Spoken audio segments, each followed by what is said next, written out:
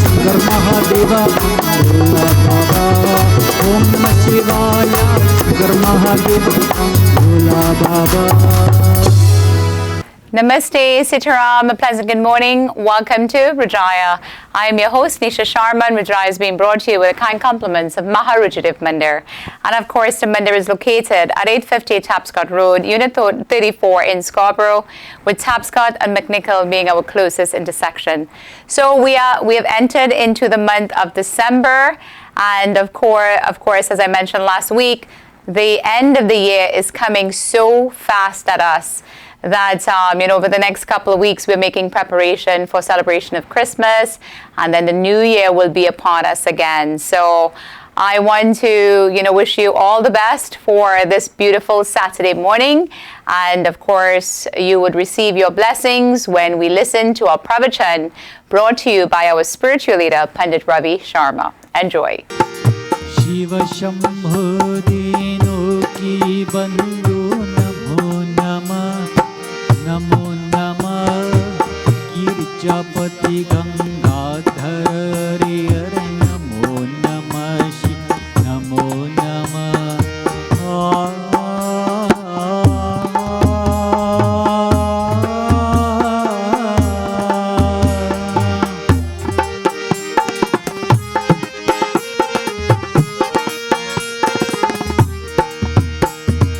Balachandra Tripurari Sukhavar Vardani Nilakanta Saje Tripundatu Harshani Bhavabhayari Asurari Shiva Namo Namah Namo Namah Girjapati Gangadhar Hare Namo Namah Shiv Namo Namah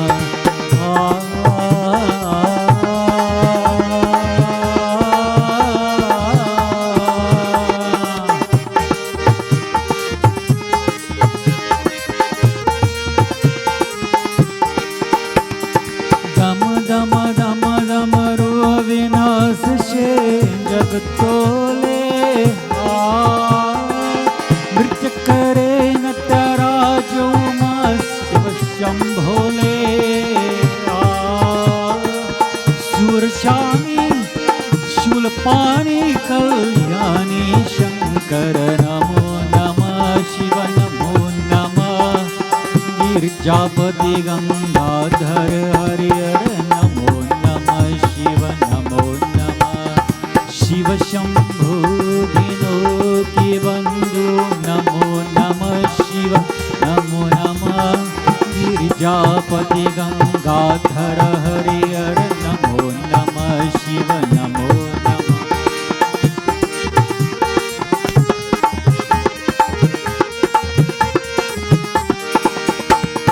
Mahakali Vikarali Vrishabhaki Asvari Munnamala Lochan Vishal Ki Balhari Avinashi Sukharashi Suravar Namo Namah Shiva Namo Namah Girjapati Gangadhar Hare Namo Namah Shiva Namo Namah Shiva Shambho Dino Ge Bandhu Namo Namah Shiva Namo Namah Girjapati Gangadhar Hare Namo Namah Shiva Namo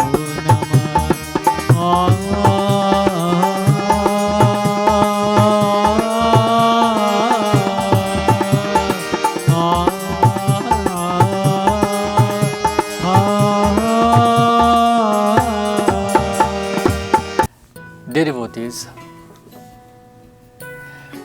once again, I got to welcome to each and every one of you on this most beautiful morning.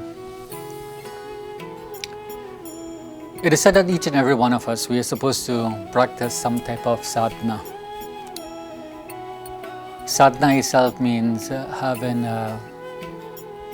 following some type of religious dictum, following a type of spiritual practice and making that as part of our routine. The sages and saints have given us many different methods on how we should do these sadhanas or this spiritual instruction. In order to be proficient in yoga, in order to be proficient in our karma, our actions, or to be proficient in our bhakti, our devotion, dhyan, and knowledge. And so it tells us that these are the keys that which each and every one of us, if we adhere to, certainly we'll have a degree of happiness in life. So it tells us that one of the first sadhana is called as getting up at Brahma Muhurta. Brahma Muhurta is called as the time of God, the time of the Lord. And so as Sanatanists, as Hindus, we've been taught to get up early in the morning, take a bath, and we'd offer some type of jal. Of course, being in Canada, it becomes impossible for us to go outside. But whatever might be your puja altar area, you should get up and you should offer some prayer at that time. Now, Brahma Muhurta has been translated by many, or the sages and saints, as the time of Brahma, time of the creator of this world. And so some explain it as 2 hours before sunrise or hour and a half. It is sometimes declared. Suffice to say, it was called as 4 a.m. Now at 4 a.m. I know that this is the time where some of us might now fall asleep for the night. This is the time also that we are not pulling our covers over us. So when you say, I don't get up at 4 a.m., an impossible task. But at least if we make some effort on our fasting days and we get up, it doesn't mean getting up at midday or getting up in the afternoon and offering your jal. This is not how scriptures indicate. But Brahma Muhurta is called as the auspicious time. It is called as the most extremely favorable time after Devas. Do your spiritual sadhana after you have gotten up, you've taken your ablutions, you've taken bath, and you have done all of this. And it is indicated that we attain or become more enlightened as days go by. It tells us that we should do some type of sadhana. This another sadhana is called as asana. Asana itself means the seat which we are seated upon. Of course, again, we know that it is difficult for many, especially elderly, that if they sit, they are unable to get up. And so, suffice it to say, they prefer to stand. Long ago, the day where we would sit upon the Vedi and we perform prayer, devotees themselves are unable to sit in such manner. So now some will sit on chairs and puja is done on tables. Of course, time, place, and circumstance. We adhere towards this rule. So we should sit or stand in the comfortable position that we are in, join our hands together, perform some japa, perform some measure of calling of God's name, performing some type of meditation, doing some dhyanam, doing some type of meditation upon the Lord. It is indicated that Purva, that facing the eastern direction, is considered as most favorable, of course, when we offer our prayer. So, it is indicated that we should do some type of pranayam, some type of breathing exercise to purify our inside. We've been told that we should do some type of japa. Japa itself means not just taking one mantra, but perhaps it is your desire that, today I am doing japa in name of Bhagwan Shivji. So we chant Om Namah Shivaya, Om Namah Shivaya, Om Namah Shivaya, Om Namah Shivaya, preferably 108 times minimum. If it is possible, another occasion, it is our desire to pray to Shri Hanumanji, Om Shri Hanumantaya Namaha, and vice versa towards all of the names of the Lord. And so, it is indicated that we do breathe 21,600 times. This is what has been told by those, I guess, who have counted it. And so it tells us that at least recite the names of the Lord, even just once, even if it becomes impossible. It tells us about another type of discipline, sadhana, is having a diet, practicing proper diet. And so it tells us that taking of sattvic food, giving up all of these different type of spicy food, giving us these or observe all these different types of spicy food in some moderation. Some cannot eat any type of food if there isn't any hot peppers in it.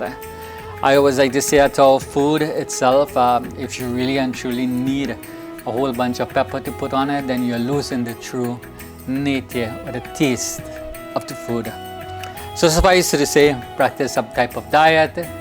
Preferably, our Shastras tells us that practice that of a vegetarian diet is called as a sattvic diet. It tells us also that we should do some type of dhyanam. Dhyanam itself means having the Lord enshrined within our heart, within our mind. Meditate. Have a special place that no one is disturbing you at this moment.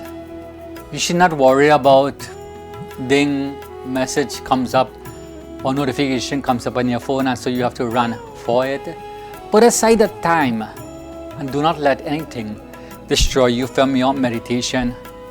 Keep such a place spotlessly clean. This is called as a sanctum sanctorium. It tells us another discipline, in spite of meditation and japa and so forth, is to do swadhyaya. Study systematically some text, some holy text. Now you can come and say, well, Panditji, I don't know Hindi, I don't know Sanskrit, and so we don't read. Suffice it to say, the scriptures, Bhagavad Gita, we will find in so many different variations, the most polished of all English. Read a verse every single day. Reflect upon the meaning by the sages and saints. Read Ramayana, read Bhagavatam. Devotees, it tells us that we all have debts in life, and so to repay the debt towards the rishis, the sages and saints, we are supposed to read these holy texts. And so, by reading of these holy texts, it inspires us about the devotees who attained all through God's grace. It tells us that we should all learn some special prayer. It is sad that many of us will say at all, well, I used to go to Bal Vihar classes, I used to go Sunday school, and so guess what, 30 years, 20 years, 50 years from now, the same mantra that we learned 50 years is the same only one that we know only at this particular time. Devotees, that we are never ever too old to learn. By constantly reciting it, immediately it gets imprinted within our mind. So, elevate the mind. Get by heart some verse from Bhagavad Gita. Get by heart some verse from Ramayana. Get by heart some prayer that is addressed to all the deities of the Lord. Devotees, another type of sadhana, if we are young, as a brahmachari, a young celibate, then practice being a brahmachari. If you're in the state of the grihastha, the state of the household stage and the family life, then practice it in such manner. Our scriptures tells us, and it gives us all different methods. It tells us most important in conclusion that another important sadhana is that of charity. Do give in charity. Give in such a manner that we are not worried about or seeking the rewards of it. The Lord bestows upon us. Make it a duty of yours, whether it's once a year, whether it's once a month, whether it's once a day. You do some type of charitable act. It is called as punya. Punya itself means a merit that one derives in the performance, the giving of this charity. But keep it regularly.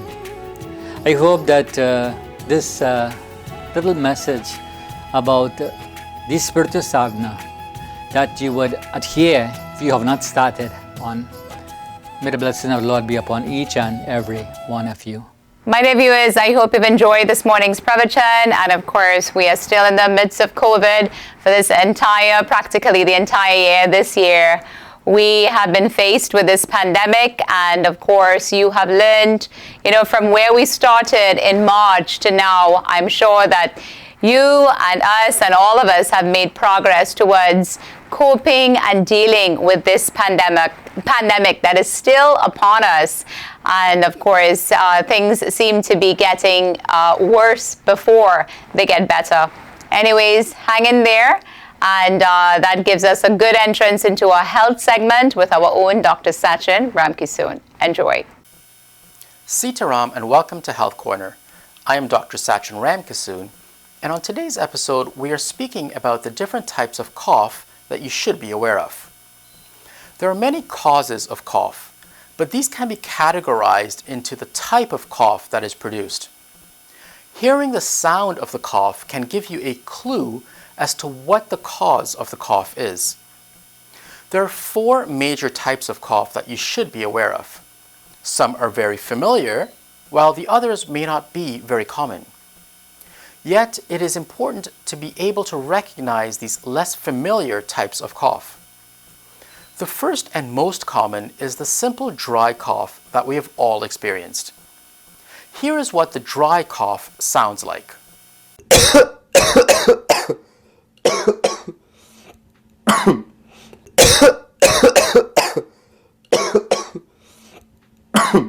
A dry cough is called dry because it does not produce phlegm. This type of cough is seen with allergies, environmental allergens such as smoke, acid reflux, and even asthma. Infections can also cause a dry cough, such as the viruses that cause the common cold. Interestingly, the early part of the flu, bronchitis, and even early pneumonia can begin with a dry cough. The next type of cough is the wet cough. This is when phlegm is present, irritating the bronchial tubes in the lungs and causes the cough. This is what the typical wet cough may sound like.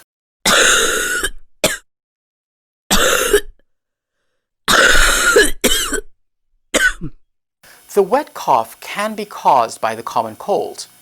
If there is enough nasal discharge and congestion during the common cold, it can drain back into the throat, giving a wet cough. As you can see, the common cold can produce either a wet or a dry cough. The wet cough can also be caused by bronchitis and pneumonia. This occurs when enough phlegm builds up in the lungs, giving that wet, rumbling sound when you cough. The next type of cough is the croup cough. This is an important type of cough to recognize in young children as it requires urgent attention. The croup cough is often described as similar to a seal bark. This is what the barking croup cough sounds like.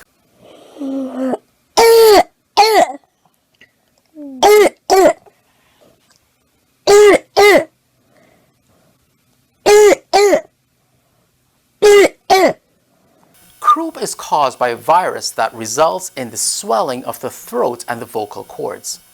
It affects children and is often worse at night. One of the quickest treatments for croup is to use a cool mist humidifier or to take the child into the bathroom with a steamy shower on. Often, just taking the child outside into the cool air helps this croupy cough. Sometimes the child requires steroids to get the inflammation of the throat down. The last type of cough is the whooping cough, also known as pertussis. Whooping cough used to be very rare because of the vaccine that is given as an infant. However, recently there has been an increase in whooping cough due to lower vaccination rates and waning immunity over time. The classic whooping cough gets its name for the severe coughing spasms followed by the long inhalation whoop sound in between coughs. This is what the whooping cough sounds like in a child.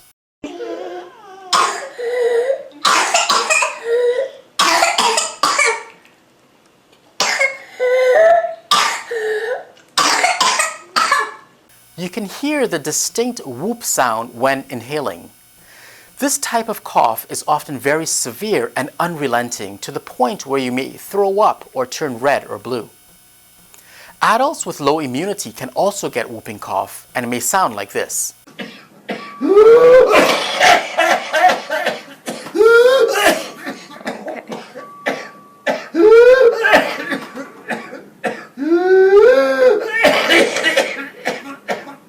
Whooping cough is caused by bacteria and can be treated with antibiotics.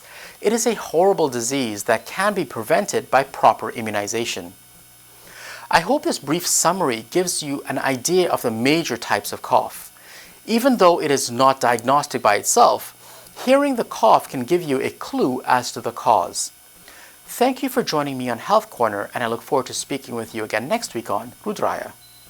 Many viewers, we are at the corporate segment, and of course, as the year comes to an end and we reflect upon this year, so many of us have lost our loved ones during this year. Some not because of this pandemic, but because they have gotten ill or they have gotten sick, and it so happened that they've passed away. So our hearts and our prayers go out to all of you. And we do hope that next year at least brings some hope and some joy into all of our lives. We'll now enter straight into a corporate segment with Kamalji from Lotus Funeral Home. Sitaram and Namaste. My name is Kamal Bardwaj, and I am the owner of Lotus Funeral and Cremation Center in Toronto and Kitchener Funeral Homes and Crematorium in Kitchener. I'm also a licensed funeral director. The safety of people is what is driving the constant changes with government when it comes to restrictions being placed on businesses in Ontario. These restrictions have negatively impacted businesses and have made many people unhappy. For the funeral industry, I hope families understand that when we enforce these new rules that protect people, and these must be done. One of the rules that we must enforce are no food or beverages allowed at a funeral service or a visitation. The government does not want the possible spread of the virus if drinks and food are being handled. Food and drinks invite people to want to interact closer to each other and to talk and socialize. Please remember, at Lotus Funeral and Cremation Center and Kitchener Funeral Home Crematorium, we constantly disinfect all surfaces between funeral services and visitations. At Lotus Funeral and Cremation Center and at Kitchener Funeral Homes Crematorium, we operate 7 days a week and 24 hours a day. Our crematorium is located in our building, so we never have to leave our building in cold or bad weather for a cremation. Our crematorium space can have a large group of people to attend the witnessing of the cremation as well. For Hindu families, we can provide all the puja items, including fresh leaves and a havan kund. We have large halls that can accommodate large seating to smaller ones. We are centrally located for families in the west and families from the east. For more information, please contact me from the telephone number on the screen. Thank you for watching, and see you next week on Rudraaya. Sitaram. Veera Hanumana Ati Balavana Ram Naam Siya Re. He Prabhu Manavasiya Re. Ram Lakshman Janaki Jai Bolo Hanuman ki. Ram Lakshman Janaki Jai Bolo Hanuman ki. Ram Lakshman Janaki Jai Bolo Hanuman ki.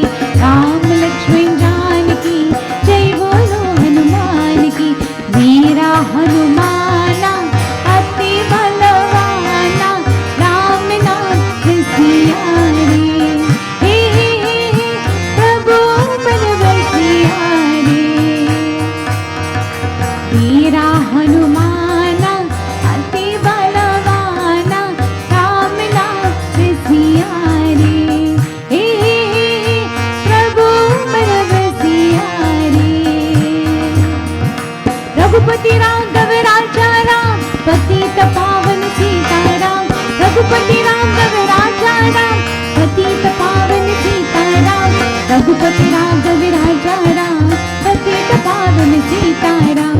वीरा हनुमाना अति बलवाना, राम नाम सियारे। वीरा हनुमाना अति बलवाना, राम नाम सियारे। हे प्रभु मन बसियारे। सीताराम जय सीताराम, राधे श्याम जय राधे श्याम। सीताराम जय सीताराम, राधे श्याम जय राधे श्याम। सीताराम जय सीताराम, राधे श्याम जय राधे श्याम। सीताराम जय सीताराम, राधे श्याम जय राधे श्याम। वीरा हनुमाना अति बलवाना, राम नाम सियारे। वीरा हनुमाना अति बलवाना, राम नाम सियारे। हे प्रभु मन बसियारे। ओ प्रभु मन बसियारे। हे प्रभु मन बसियारे। ओम शिवाय हरि ओम शिवाय